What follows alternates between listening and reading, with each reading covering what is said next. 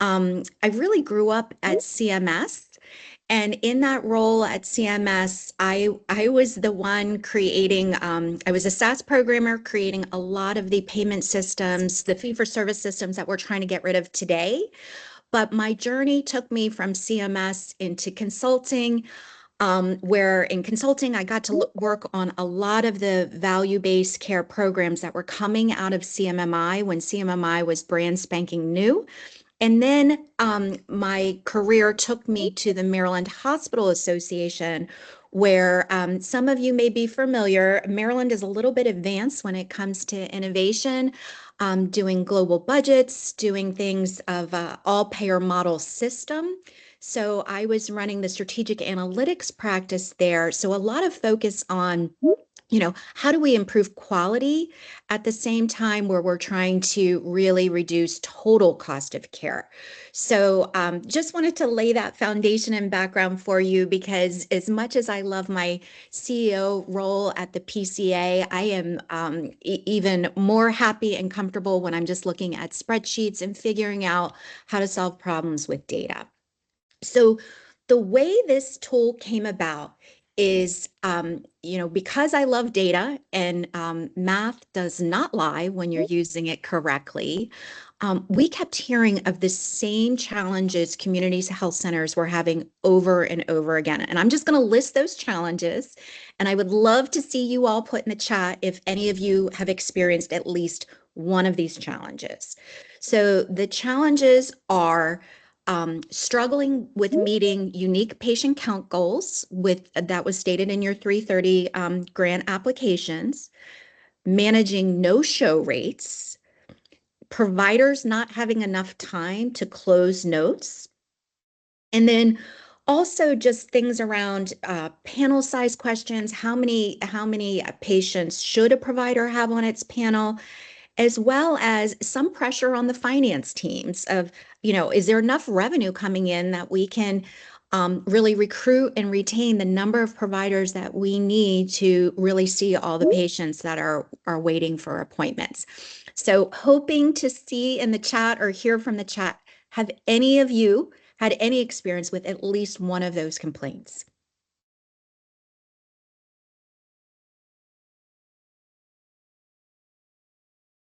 Don't be shy.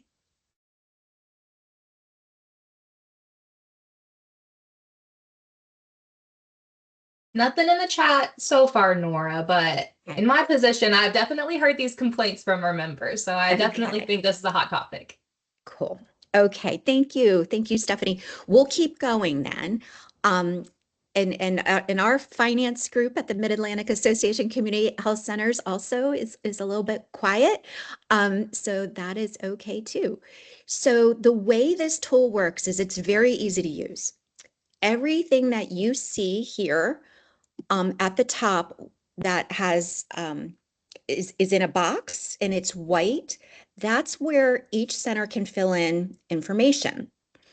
And we suggest using this in two different ways. The first way is just to get an overall sense of what your productivity looks like, is just filling it out on behalf of all of your providers. And then when we show you how the tool works, it can easily be adapted to do an individual assessment of each provider that you have. So the first question that you're going to answer with using the tool is you're going to plug in what is the average primary care provider hours of work per day. So for sake of us seeing how this works out, for this example, we just already filled in 8 hours a day. For break times in minutes, we put 60.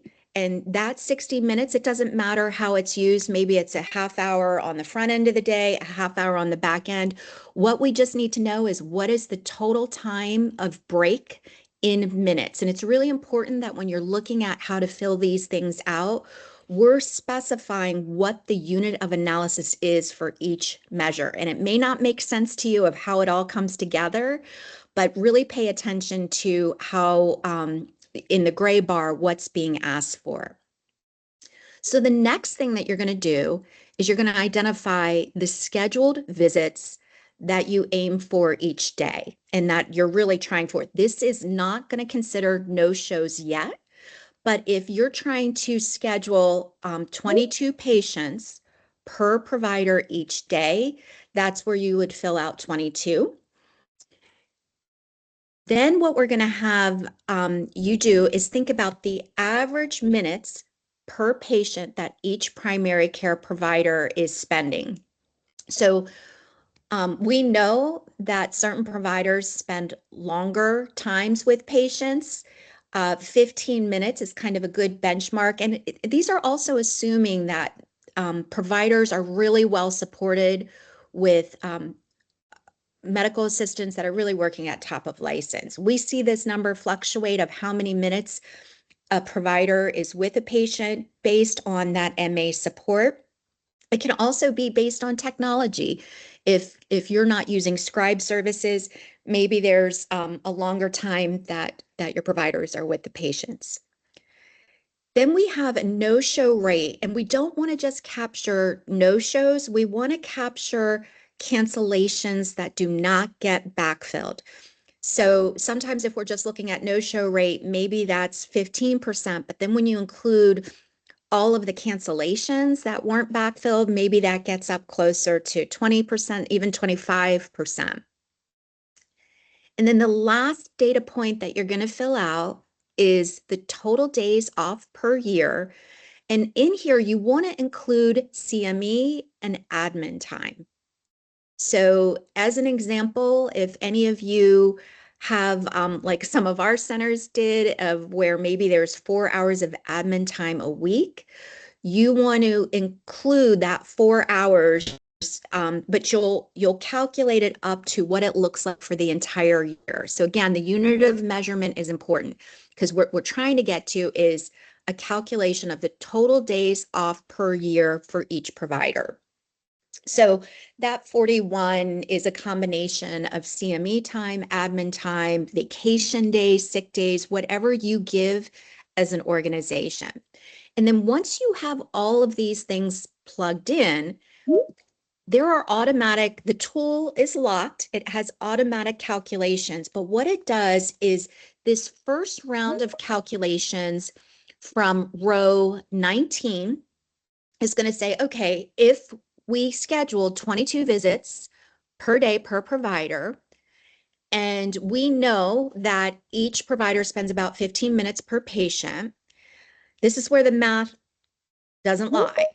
We know if a provider is working 8 hours a day, there is 480 minutes per day available to do whatever with. So we have 480 minutes per day. And then we start to calculate, well, what is the total patient minutes? And what we mean by that is if we really saw 22 patients a day and we're spending 15 minutes with each patient, that's going to reduce the amount of non-patient facing minutes we have available. But if you took 22 and you multiplied it by 15 minutes a day, that's where you get 330. So the math is pretty simple on this. Then we're going to calculate a non-patient facing minutes. All that is your total number of minutes per day, subtracting out the patient facing time of that 330 minutes. Then we come over here and we said, okay, break time has to be accounted for too. If there's 60 minutes in break time, we want to reduce the amount of non-patient facing minutes that we have. So we subtract 60 from 150. And then the next thing we do is we really want to see how many minutes are left to close notes and any other patient follow-up that's needed. And with this example, what we do is we take the remaining non-patient facing minutes after you subtract out your break time, and we divide it through by 22 patients, because that's going to give us the number of minutes that are left for patient follow-up. So here you can also see, just to illustrate, how many hours and minutes per day do we have on the admin time of things, and how many hours and minutes per day is actually spent seeing patients. And then we have some other calculations down here where we start to compute what is the annual visits per provider. And we do that because we want to start trying to benchmark our reality to the annual visits that we can actually see on the UDS data. These are the points that helps keep us honest. And I'll tell you a little bit more after I finish going through this, how we've used this with some centers. The next series of calculations that are automatic is going to be on row 27. So 27 starts factoring in, as with any community health center, you could be targeting that you have 22. There you go, Nora. Thank you. So on row 27, this is where we start really factoring in what the no-show rate is and what the impact is on the administrative time that you have per day versus actually seeing patients. And this is where things start to flip on us, where our reality becomes a little bit different. So in this case, with a 20% no-show rate, when the scheduled visits per day was aimed to be 22, what would happen is each provider is really only seeing 18 patients a day. And then the numbers start to flip over here, but everything else is built in to automatically calculate. What that would result in is 9 minutes per patient to close notes. And just doing a little bit of research, if you're not using scribe services, 9 minutes should be enough to close the notes in as real time as possible. And this is also accounting for 60-minute break time. It's accounting for all of those things. When you start to use technology and you have scribe services, you need even less minute per patient to close those notes. And the reason we focus on closed notes a lot is it is a quality measure. It's something that we care about in the state of Maryland, and it should matter elsewhere too. But when we're under global budgets and really reducing total cost of care, it's really important that our hospitals can see what's happening with our patients just in case they end up in an emergency department. And making sure it's also related to your revenue cycle. If you're not closing notes, you're not billing, you're not getting those revenue in for the patients that you see. And it just also just compounds. If you don't figure out what hours in the day are really devoted to what, it does start to create some tension across the teams, across the staff, and really how you can figure out how to make everybody's job a little bit easier. So down here is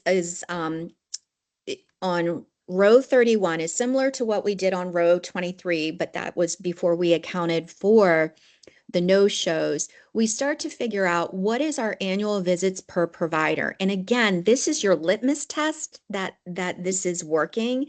We should be able to compare this number to the annual visits reported on UDS. And that's when I have used this tool and we have gone through the inputs up above, and everybody starts out really reasonable, saying what the average time is for things. But then invariably something happens and you start to learn more about your teams and your centers that you didn't anticipate this tool was going to tell you about. And I'll give you two examples. One center, we were going through this with their senior team, and the COO was on the call, the CEO, the CMO, and the CMO basically said, well, I really have a more complex patient load. I'm really spending, and I think she said this, 45 minutes with each patient. So then you start to go up and you say, okay, well, that's her. If she's spending 45 minutes per patient, and you start to ask the other clinicians, maybe they're really in there a lot longer. And maybe this 15 minutes shouldn't be 15, maybe it should be 25. So if I just plug in 25, you start to see how everything flips and how things become unmanageable. So this is an instance where you have no time, you have absolutely no minutes left in the day for follow-up per patient if you weren't accounting for no-shows. And in reality, actually, let me switch some other numbers around so you can see this work. this particular center was really falling back on how many patients it was scheduling per provider per day. I think it was closer to, let's say, 18. And then they ended up having a really high no-show rate, including cancellations that were not backfilled. And it was closer to, let's say it was 25. So that's where you really start to see the tension on the teams. Um, Here, if everybody did come in and there was no-show rates, there would be no minutes left in the day for closing notes. Still here, if you were seeing 14 patients per day with a no-show at 25%, you'd have enough minutes left, especially if you had scribe services to close those notes. And then again, we keep using the litmus test of taking the annual visits per provider as was reported on UDS and really figuring out what other things could be going wrong to really slow down the number of patients, the level of access your patients can have, and what that really looks like in real time. And I'm just going to pause here and just see if there's any questions about how this works.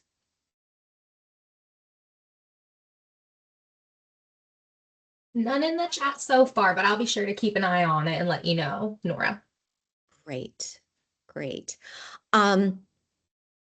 Another example besides the amount of time that was spent per patient is we were talking to a different center, and this was a smaller center. And what we learned when we went through this is there was not enough MAs. So it ended up that the providers were rooming the patients.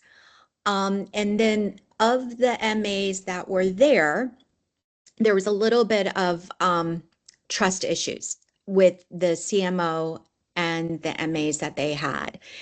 And if any of you are in that situation where your center is not at least at a 1-to-1 ratio of your MA to providers, you really should be more because of call outs and things like that. If that is going to impact how many patients you're going to be able to see a day, because you're going to have to be able to room those patients efficiently, do all the follow-up, and so on and so forth. So we also look at staffing structures to make sure that those staffing structures are in line with supporting. Maybe your center has enough providers, but they don't have the calibration of the support staff is a little bit off. So you could change this any way you want. You could even take a part-time person, individual provider that maybe only works 4 hours a day, maybe only has a 30-minute break, can only see, maybe is only scheduled for 8 patients a day. Let's put this back to 15 minutes. The no-show rate for those 8 patients, maybe it's a provider. This is another really important thing. Your no-show rate can vary substantially from provider to provider. And that can also create unique strategies to think about your scheduling a little bit differently. So let's say this particular part-time employee, let's say they have a great no-show rate. 10's pretty decent. The admin time, this is going to be off. Let me just write down 41 because I like using 41. So let's cut it in half for a part-time person. Let's do 20. Oh, let me hold on. These are my cheat of how I do things. Okay, let's do 20.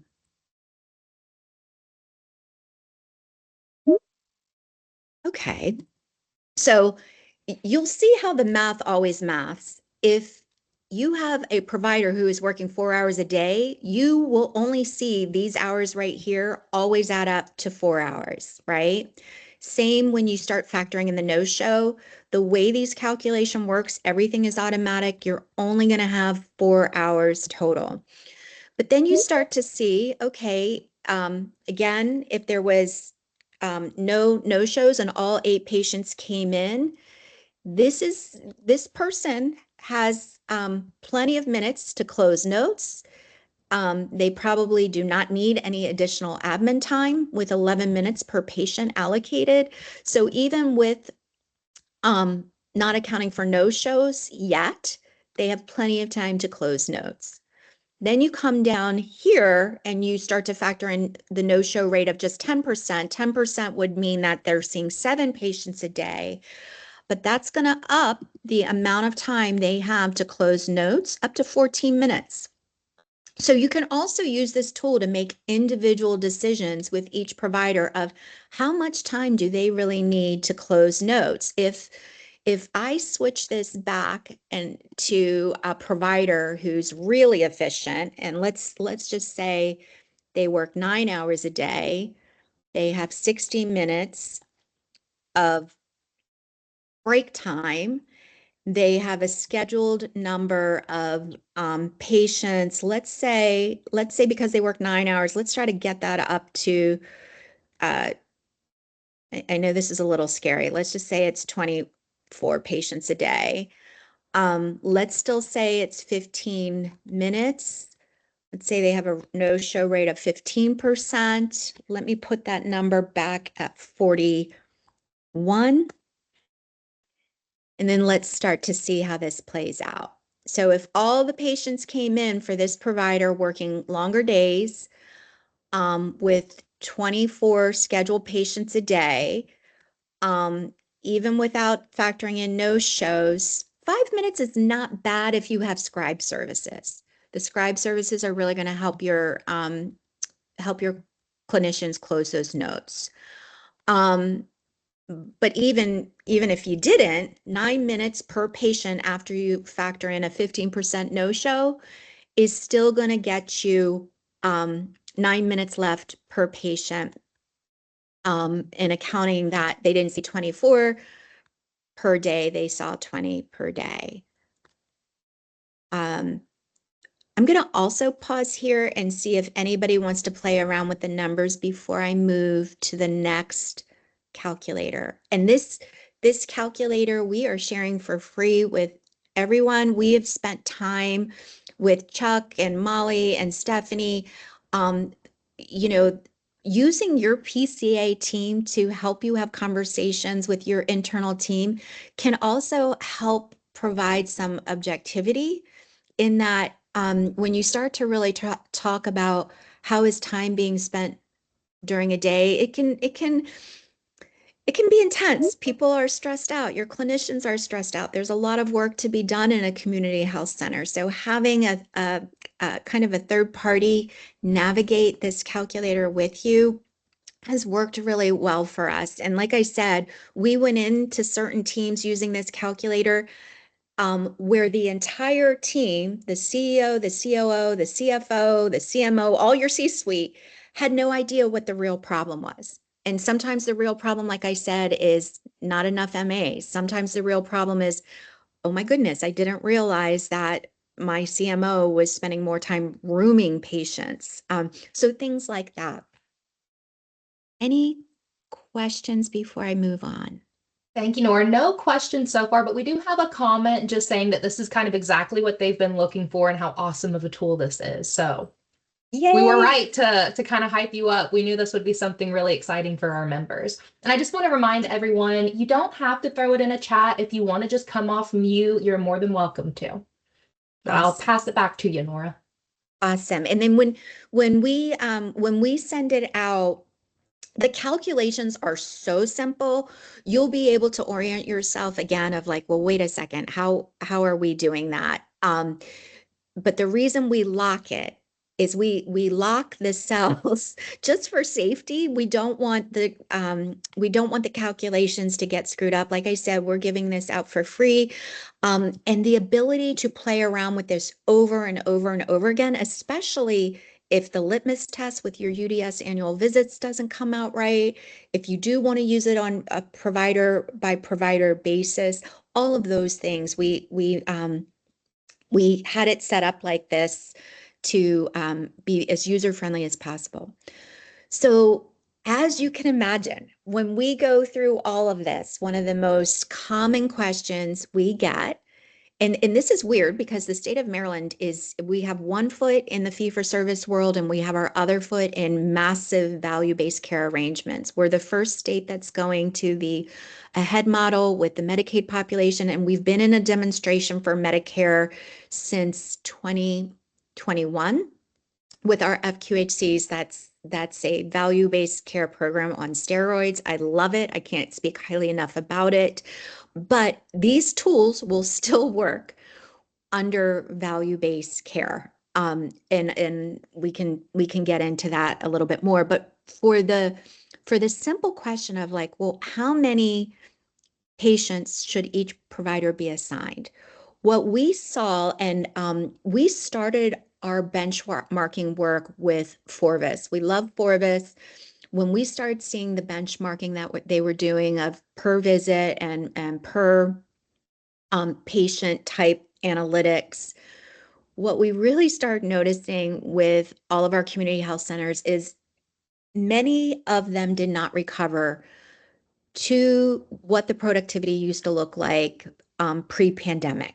So we benchmark everything we do back to 2019 data and really showing folks, okay, there's been on a center by center basis, how did we used to look before the pandemic and how do we look now? And the reason why that's important is during the pandemic in Maryland and Delaware, we had the gray tsunami where a lot of folks said, I'm out, I'm done, it's time to retire.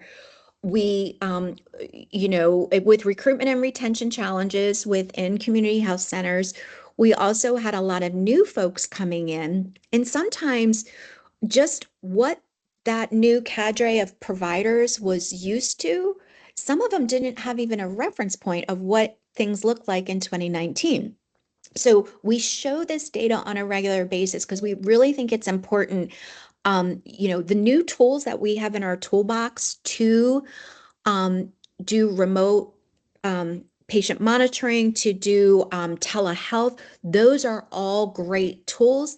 But invariably, we also have to maintain the ability for patients to come in person, especially if we have to do blood draws, we have to do other things, annual wellness visits, vaccinations, all of those type of things. So going over to the next, I just want to check in. My screen switched when I did that, right? Yes, ma'am, you're good to go. Okay, You're on the provider panel alignment tab. Perfect. So this is going to work very similarly. Is the gray cells, everything's automatically calculated, and the white cells are the non-highlighted cells are where you can put in your own numbers. So just to anchor us, if you look over at K10, you may want to pull in what is your most recent patient count, maybe relative to your 2024 UDS, or maybe now you're looking at your 2025 UDS that you just submitted. And maybe you also know that you have a unique patient goal to get to from your last SAC. And maybe that amount is higher than what you're trending now. And say your goal is, this looks really specific. I think I left numbers in for one of my smaller centers. So actually this will be good to talk through. So say I have a SAC goal, stated goal of unique patient count of 5,303. So this is where we do some simple stuff. The first one's just really easy. Let's just count your medical billable providers by FTEs. And if you know it's 6, it's 6. If it's a different number, it's a different number. Then what we do is, what was the last reported unique patient service served by your medical providers? And you can get this from your UDS. You can get it through your own data. You will know this number. And for this example, we knew it was 636. So then all we're doing here, and again, the cells are locked just for convenience for you guys to use over and over again, but the unique patient served by all medical providers, all we're doing is multiplying 6 by 636. That's it.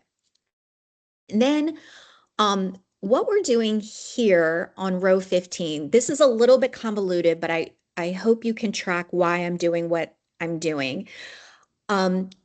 If there is any center that is struggling with a unique patient count, we know that our dental services and our behavioral health services um, do not have the opportunity to see as many patients as our um, medical billable providers. So for this exercise, what we do is we hold out to the side, if you will, are unique patient counts that are only served by another service line other than medical. So that could be our dental, it could be our behavioral health. And the reason why we hold that out to the side is we don't want to come up with a unique patient target for our medical billable providers if we know our other service lines are going to get us to that count. We're not trying to stress the system out any more than we have to.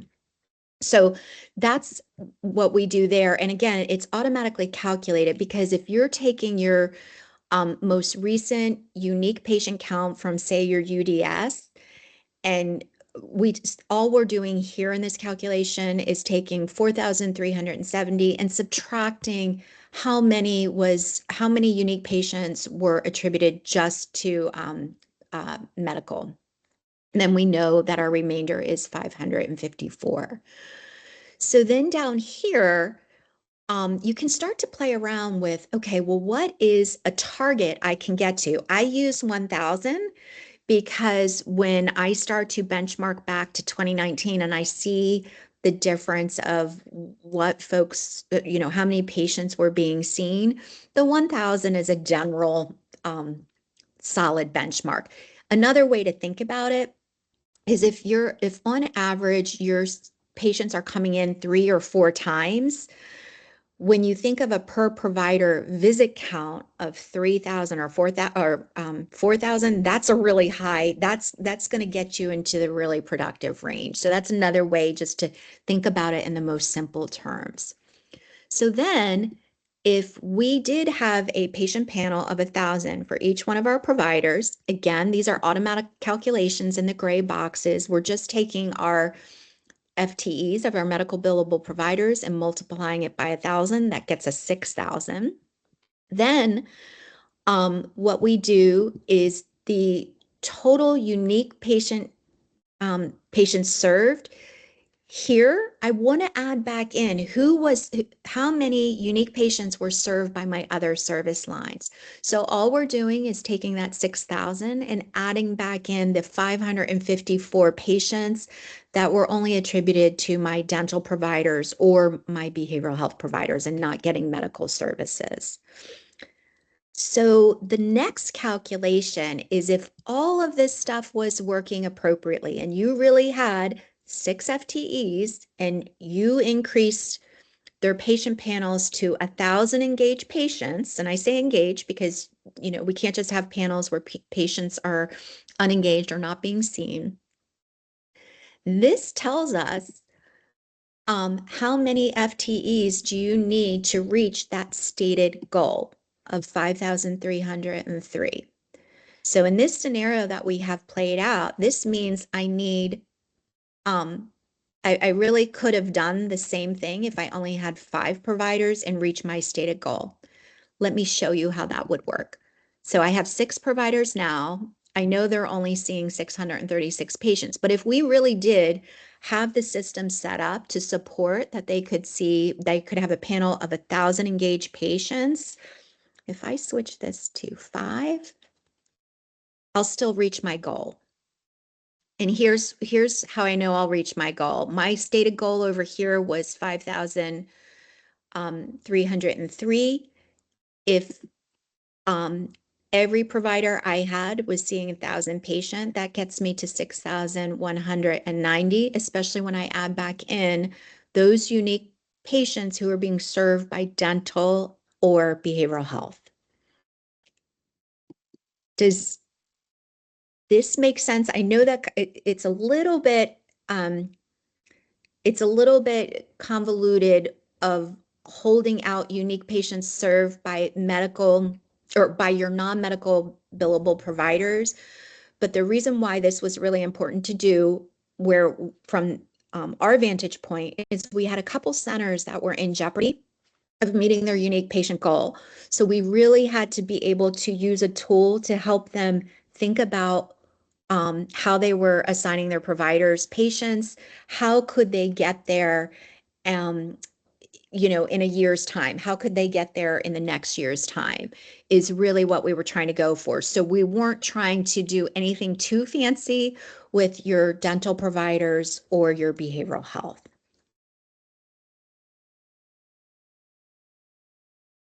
And it was also another way not to overly strain the medical providers, um, by assuming they had to take on too many more patients. Like you could start playing around with this of like, okay, well, maybe let's change this back to 6 providers. Let's say they like their providers, they want everybody to stay and make them happy. Instead of reducing the FTEs, you could say, okay, well, maybe I only need to see 900 per panel. That still works. Or maybe it's 850. I'm still good, right? Because I'm still above my target. Maybe you want that 850 for cushion. That, because 850 for cushion will still, if everything works right, it would still have you serving a unique patient count of 5,654 relative to your 5,300 plus goal.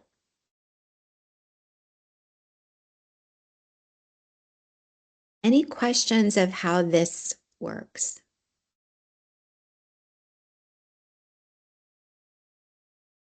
Nothing in the chat so far, but please feel free to come off mute, raise your hand, throw a question in the chat if you have anything to say.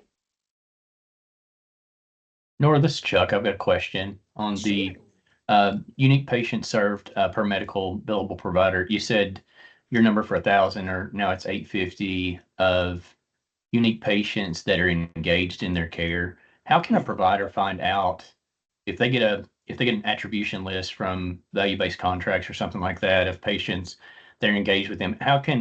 Is there a simple way or a practical way that providers can figure out if they get a list that's got 1,200 patients attributed to them, who is actually engaged in their care? Or is it just a data exercise where you have to go through the list patient by patient?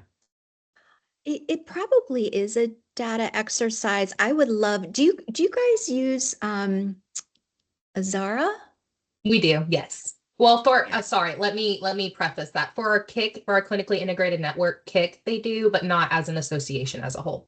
I got you. And we're we're at the impetus of that for both our CIN, but also more broadly with our PCA.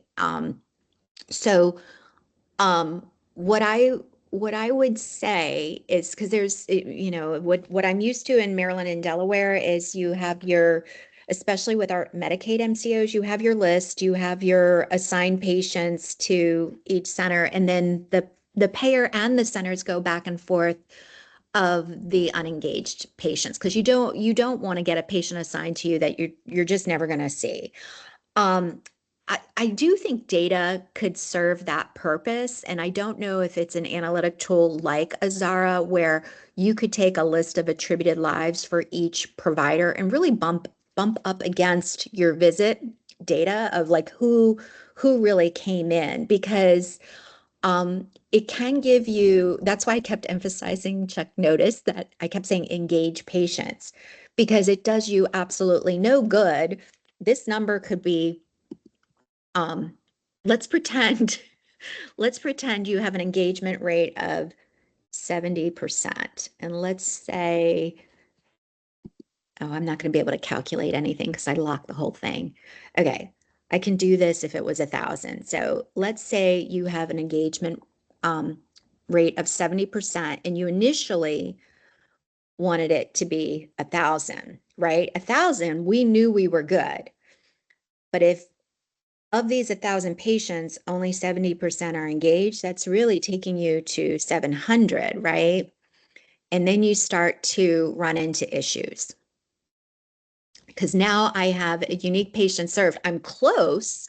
I'm really close, but I'm not close enough. And the reason we also did this exercise is we have had a couple centers in Maryland get some clawbacks because they fell short of their unique patient goal. But even more so with accountability under this administration, we're a little bit nervous that it's going to get more aggressive specific to the unique patient goal. So Chuck, I think that question of really ensuring who's being assigned what patient and that they truly are engaged is going to be really critical.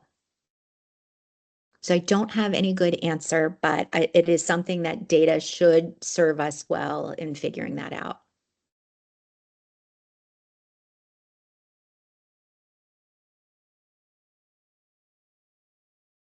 Any I other? do have a question that you mentioned a company in the beginning where you found a national benchmark for provider visits. Did you have the name of that?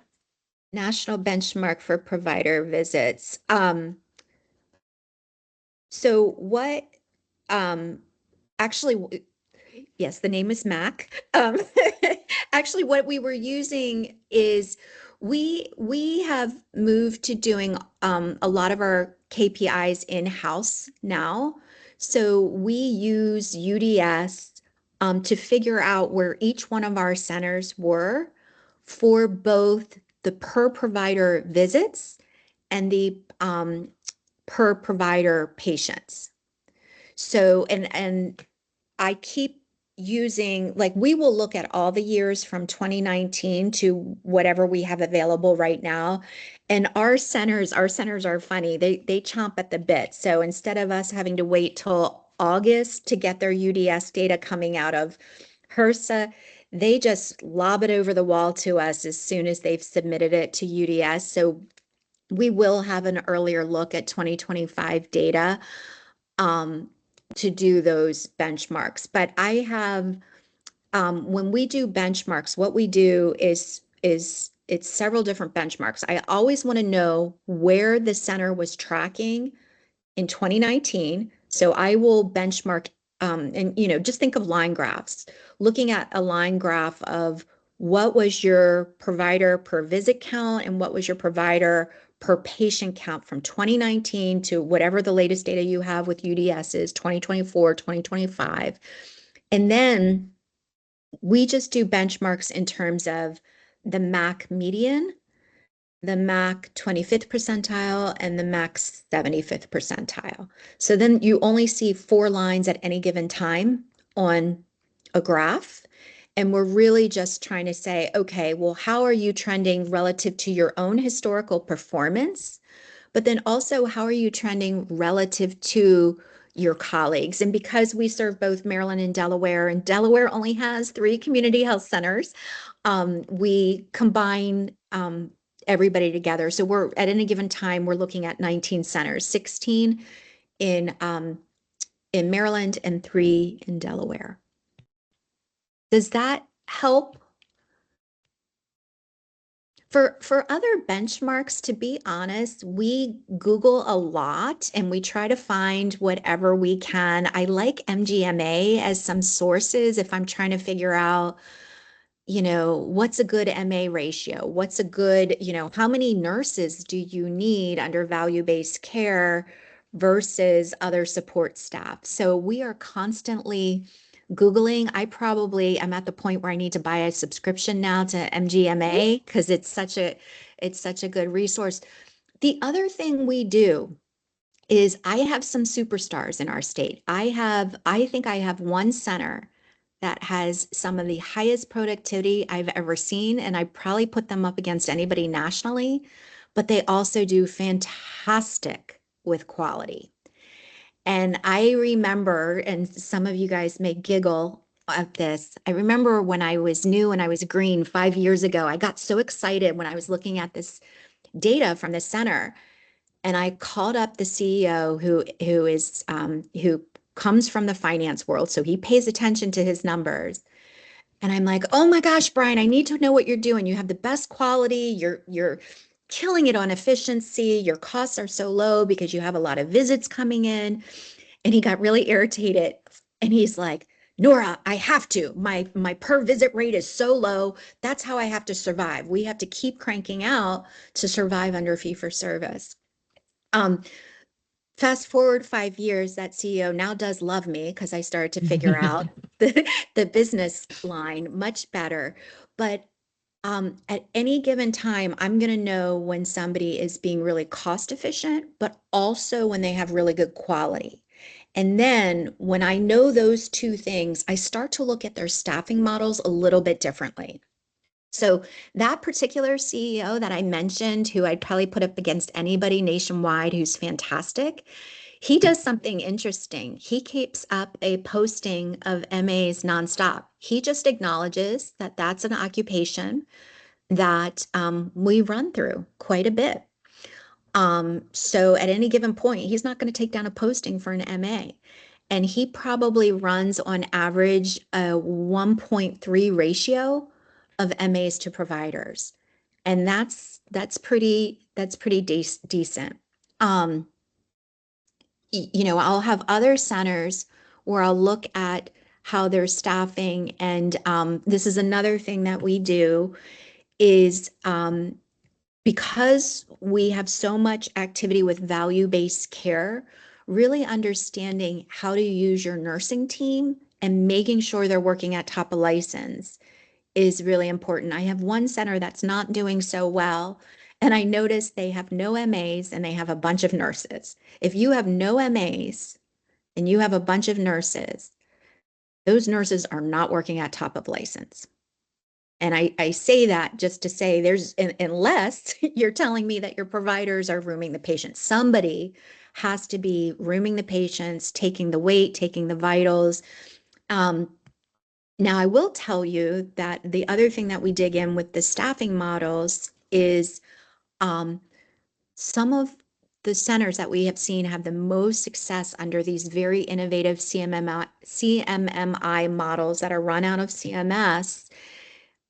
Really, the precursor to the AHEAD model is that they really use their nurses for clinical triage. They use their nurses that anytime they see from our state HIE systems that one of the patients ended up in the emergency department or ended up getting admitted, those nurses are tracking those patients immediately, knowing that when a patient gets discharged from a hospital, they're probably still not feeling too well to come in for an in-person visit. Maybe they need a telehealth visit. So it's not necessarily a bad thing. It's just we really want to make sure every single position knows their roles, has that ability to work top of license. And the newer ways that we're thinking about these tools is also how can you build, and I'll go back to the patient calculator, how can you build in some accountability for your providers who may be willing to take a couple walk-ins. How do you structure your organization to run a little bit more like an urgent care center if you haven't already done that? Because when your patients are sick and they can't get in to see you, they are going to find a way to get into, if there's any local pharmacies running urgent care centers, or in typical fashion, end up in the emergency department. And we have so much pressure on us as a state that is knee deep in value-based care, but Delaware is right behind. We have so much pressure to make sure that there's not our patients are just not in our hospitals. This is really helpful. Nora, hi, how are you? It's Molly. Hi, Molly. Oh my gosh, you're the best. Thank you so much for spending time and sharing your brain with everybody. You all get to see, I get to be around such smart people, and Nora is really a shining star. And I love the way she thinks about things. I had a question about, and you maybe got to this earlier and I missed it, which I apologize. when you're helping a provider, one of your members think through patient load, do you calculate like a Medicare well visit for a different time or length? Do you start to think about specific types of patients needing more time, or specific payers expecting a different type of visit? That is a Does that great, does that factor in? that's a great question, Molly. And the example I gave earlier was when one of the CMOs told us she spent 45 minutes with each patient, and you can just plug that in and see how things just start to unravel. What I mentioned is this patient access calculator can be used in two different ways. One is in the overall broader scheme, but for each individual provider, you can still do that. And say you have a new provider who is also seeing a lot of new patients. And if you're seeing a lot of new patients and there's a certain percentage of them, they're going to take some more time. That can be factored in this average minutes per patient with the primary care provider. I will tell you, Molly, I have one of my high performers in one of my rural areas. He wanted to do a survey, a provider, what was it called? It was another thing based on how folks were scheduling and structuring their visits, and how much admin time were they giving, and those sorts of things. And we saw a new trend happen among our centers, and that was, how do you keep scheduling as consistent as possible? And an example would be is maybe you have 30-minute appointments where the doc is running in and out in different increments, but your scheduling starts to become much more stable. So, and what we had learned is, and this is where technology comes in too, like how much are you all using patient portals and making sure your patients are filling out a lot of the forms or doing this screening beforehand?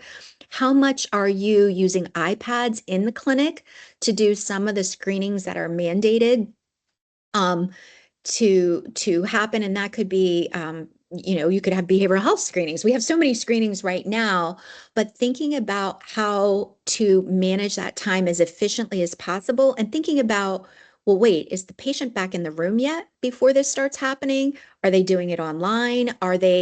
Is the MA handling some longer minutes afterwards, after the provider is in and out? But what you can do is, if certain providers have a little bit more of certain kinds of patients, that's where I would suggest using this on a provider by provider basis. And you definitely don't want to set it up so it feels like any of your providers are being penalized. They don't need that right now, and I know they don't need that right now. I hope that has come across. It's really about problem solving, and it's about thinking about things a little bit differently than actually seeing the time laid out in this kind of manner. Yeah, Does that's that really help? helpful.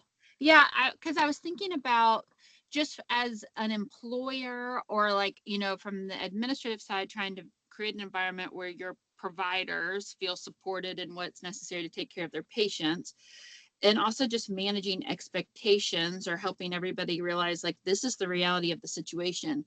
We have Yeah, this is our first year of an advanced track MSSPACO, and gotcha.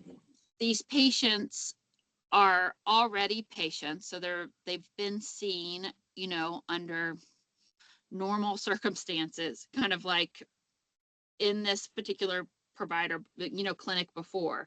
But there's some more documentation is going to be taken this time.